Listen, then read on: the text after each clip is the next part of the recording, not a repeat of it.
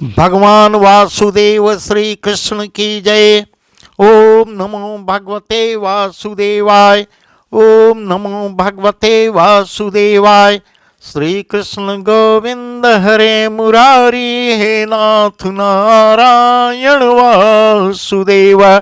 श्री कृष्ण गोविंद हरे मुरारी, हे नाथ नारायण वासुदेव। राधे कृष्ण राधे कृष्ण राधे कृष्ण राधे कृष्ण। द्वारकानाथ की जय, केशव की जय, माधव की जय, राधा रानी की जय। श्री सुखदेव जी राजा परीक्षित को भागवत कथा सुना रहे हैं, वही प्रसंग हम आपको सुना रहे हैं। तो अब आइए क्या कथा कह रहे हैं हम आपको सुनाते हैं।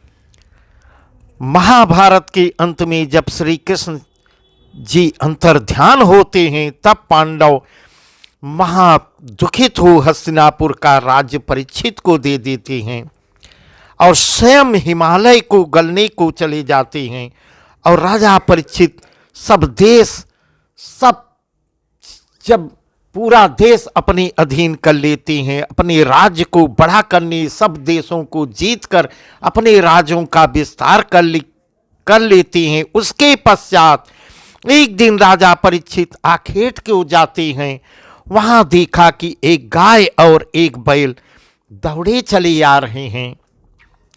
तब उन्होंने पीछे मूसल हाथ में लिए हुए एक शूद्र मारता हुआ गाय और पशु बैल को शूद्र मूसल से मारता हुआ देखते हैं। जब वे पास पहुंचे तो राजा ने शूद्र को बुला, और थोड़ा झल्लाहट भी उनको होती है। शूद्र को पास बुलाकर पूछते हैं कि यह तुम क्या कर रहे हो, तुम कौन है जो गाय और बैल को जानकर मार रहे हो। जिसे सुनकर पांडव के कुल में ऐसा किसी को न पाया होगा जिससे सोई कोई दीन को सतावेगा, कोई दीन दुखी को सताता है। तुम तो गाय और बैल को निसहाय को मार रहे हो। इतना कह राजा खड्ग हाथ में ले लेते हैं और वह शूद्र डर कर खड़ा हो जाता है एक जगह। फिर राजा ने गाय और बैल को भी निकट बुलाया, पूछा कि तुम कौन हो, मुझे समझा कर वर्णन करो। देवता हो कि ब्राह्मण हो, और क्यों भागे चले जा रहे हो, निधड़क हो के मुझसे बताओ। मेरे रहते किसी की इतनी सामर्थ्य नहीं जो तुमको सता सके। इतनी बात सुनकर बैल जो है सिर झुकाकर बोलता है, महाराज, यह पाप रूप काली वस्त्र पहने डरावनी सूरत जो आपके सन्मुख खड़ा हुआ है, सो कलयुग है। कलयुग मेरा पीछा कर रहा है। इसी के आने से मैं भागा जा रहा हूं। यह गाय स्वरूप पृथ्वी है, सो इसके डर से भाग रही है। मेरा नाम धर्म है। इस प्रकार वर्णन कर रहे हैं। 4 पांव रखता हूं, तप, सत्य, दया और सोच। बैल जो है धर्म का रूप है और गाय जो है पृथ्वी है। ऐसा वर्णन सुखदेव जी कह रहे हैं। सतयुग में मेरे चरण 20 विश्व के थे, त्रेता में 16, द्वापर में 12 और कलयुग में 4 विश्व हैं। इसलिए कल के बीच में चल नहीं सकता। तब धरती कहती है, हे धर्मावतार, मुझसे भी इस युग में नहीं रहा जा रहा है, क्योंकि शूद्र राजा हो अधिक अधर्म मेरे पर करेंगे, उनका बोझ मैं ना सह सकूंगी। इस भय से भी मैं भाग रही हूं। इस प्रकार जब राजा सुनते ही राजा ने क्रोध कर कलयुग से कहा, मैं तुम्हें अभी मार डालता हूं, अभी तुमको खत्म कर दूंगा। इस प्रकार वह कलयुग घबरा कर राजा के चरणों में गिर पड़ता है। हे पृथ्वीनाथ, हे राजन, अब तो मैं तुम्हारी शरण में हूं, मुझे कहीं रहने को ठौर बताओ।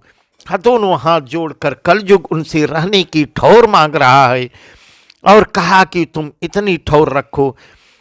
तब राजा कहते हैं कि मैं तुमको जिस जगह पे बता रहा हूँ वहीं जाके निवास करो, इतनी ठौर मैं तुमको दे रहा हूँ, वहीं वहीं तुम्हारा निवास होगा। जुआ, झूठ, अहंकार की हाट, बेश्या के घर, हत्या, चोरी और स्वर्ण में तुम्हारा निवास हो। यह सुनकर कल ने तो अपने स्थान को प्रस्थान कर दिया और धर्म को राजा मन में रख लिया। पृथ्वी अपने रूप में चली मिल जाती है, फिर राजा नगर में अपने राज्य में आ रही हैं, राज्य में आती हैं और धर्म राज करने लगती हैं, फिर राजपाट करने लगती हैं। कुछ दिन बीत जाने के बाद राजा फिर एक समय आखेट को जा रहे हैं। चलते चलते उनको बहुत ही प्यास लग जाती है। जंगल में गए हैं, बहुत प्यासे हो जाते हैं। सिर के मुकुट में तो कलयुग रहता था, क्योंकि स्वर्ण में राजा ने आदेश किया था कि स्वर्ण में तुम्हारा निवास हो। वही मुकुट धारण किए हुए थे, मुकुट में कलयुग का निवास था। तब कलयुग अपना प्रभाव डालने लगता है। उसने अपना अवसर पाकर राजा को अज्ञान कर दिया और राजा एकदम जो है मति मारी जाती है उनकी। राजा प्यास के मारे जहाँ लोमस ऋषि सिद्ध ऋषि तपस्या में लीन, नयन आंख को मूंदे हरि का ध्यान लगाए तपस्या में लीन हुए थे, उन्हें देखकर परीक्षित ने अपने मन में कहने लगे कि अपने मन में घमंड से मुझे देख आंखें मूंद रहा है। तब उनके मन में कलयुग का प्रभाव, राजा परीक्षित के मन में कलयुग प्रवेश कर गया है और वह ऋषि तो ध्यान में बैठे हैं। तो राजा यह सोच रहे हैं कि यह मुझे देखकर आंख बंद कर लिए ढोंगी है, तपस्वी है, इस प्रकार ऐसा मन में सोच रहे हैं। मुकुट उतारते ही राजा को ज्ञान होता है।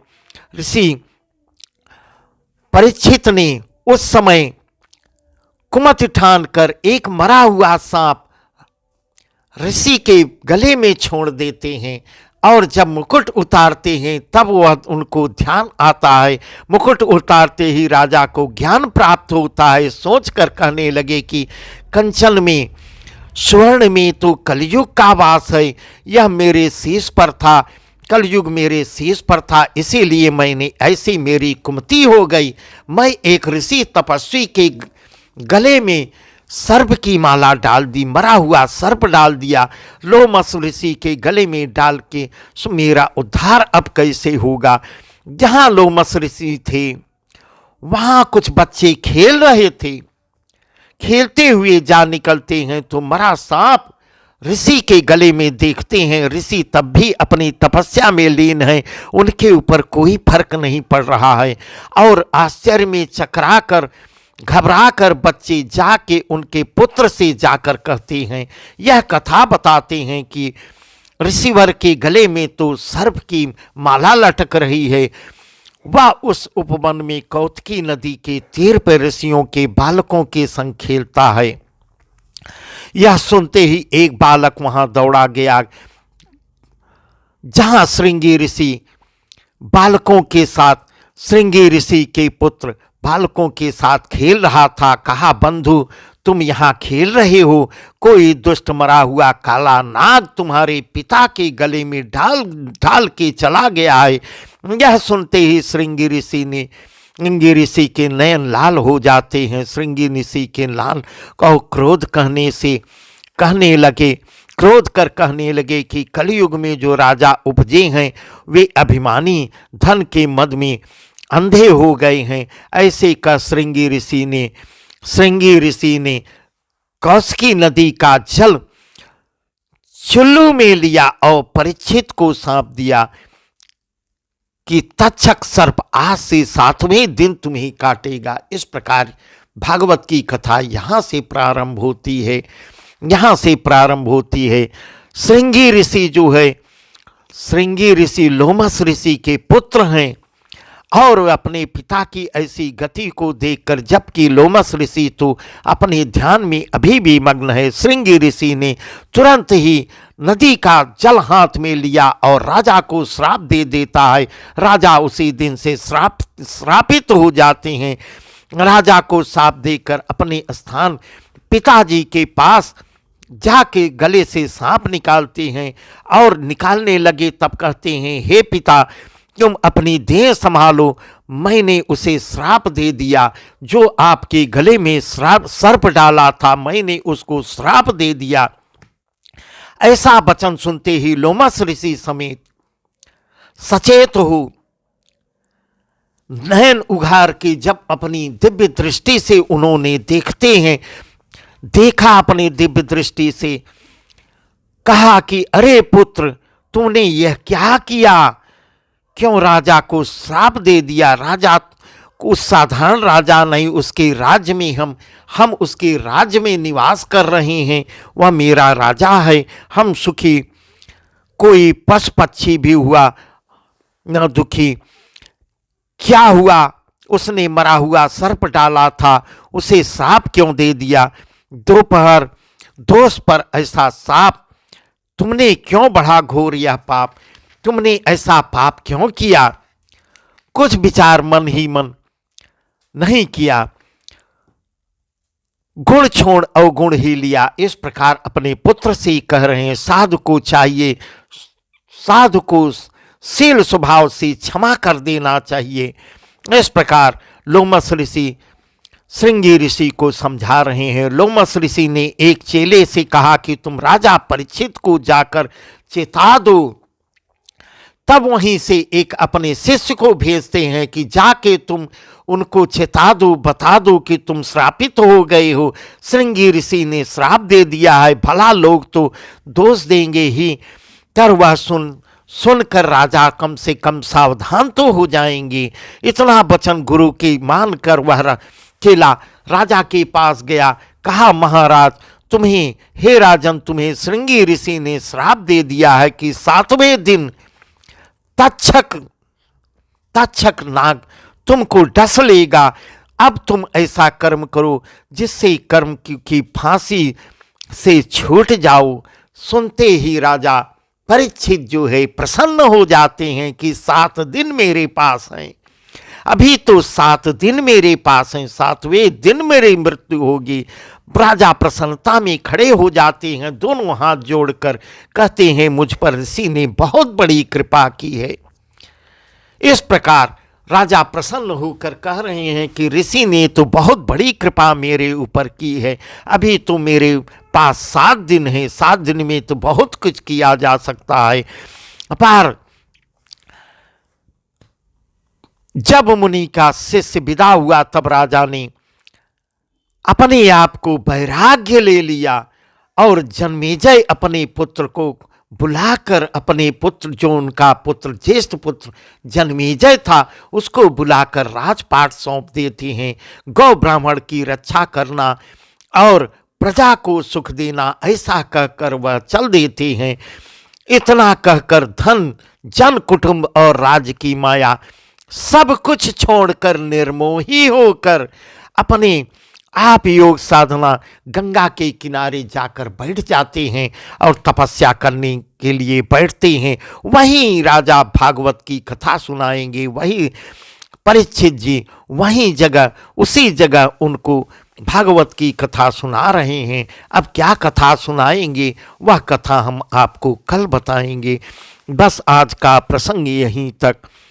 भगवान वासुदेव श्री कृष्ण की